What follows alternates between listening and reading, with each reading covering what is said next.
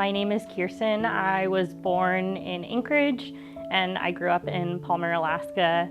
I moved out of state for college when I turned 18 and then chose to come back after I finished college in Oregon. I love being outside, skiing, hiking.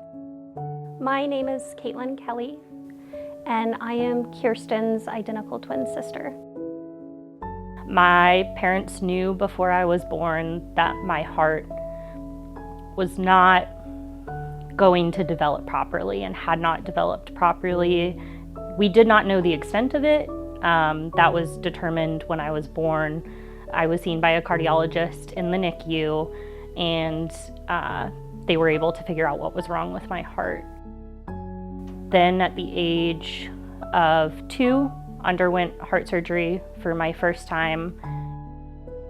I had pulmonary valve stenosis, and so they went in with balloons and opened up my pulmonary valve so that way it could function. I continued on my 2s, my 3s, my 4s, and then when I was 5, I had an atrial septal defect repair, and so they went in and patched that repair between the chambers of my heart. I think it was a lot for my family, dealing with not only are we having twins, not only does our child have a birth defect, but they both do. Growing up with CHD, we had our yearly cardiology appointments, and so we would get an EKG and an echo and everything. It was always either her appointment and then mine, or mine and then hers, but always on the same day. And we'd drive into Anchorage in the morning usually. We'd get to go out for lunch, have our appointments, spend a little bit more time in town shopping, and then go back out to the valley. That was kind of routine and pretty regular. It was just something that we did every year to check in and see how things were and how I was growing. When I was 14, I got news at that check-in, I was in 8th grade, that my pulmonary valve was really starting to decline and the health of it was starting to decline, and how it was functioning was not where it needed to be for me to be able to continue the full activities that I enjoyed. And so from that moment forward, we kind of were on a watch status of how is this going to progress over the next couple of years and when do we intervene?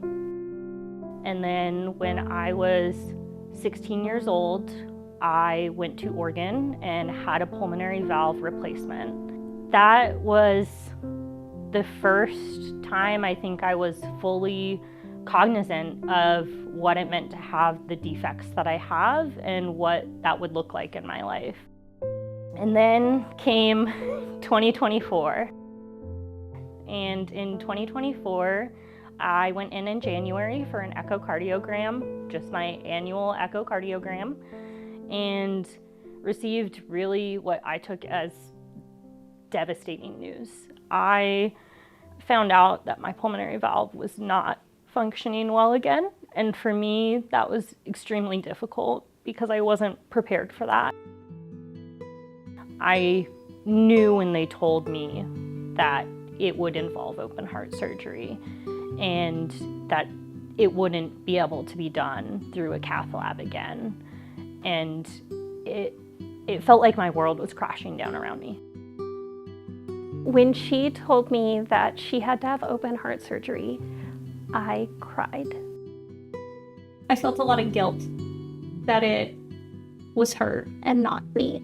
And she's absolutely right. I would say that I would have taken her place in an instant and given the world for the roles to be reversed.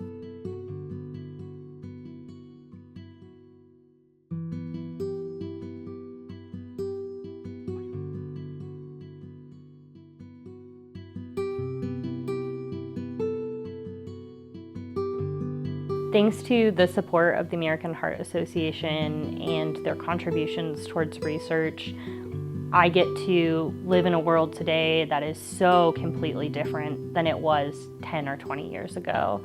And I get to continue watching the incredible medical advances and technology advances being made when it comes to the heart and when it comes to the procedures being done and the devices and options available for people with heart problems that need intervention.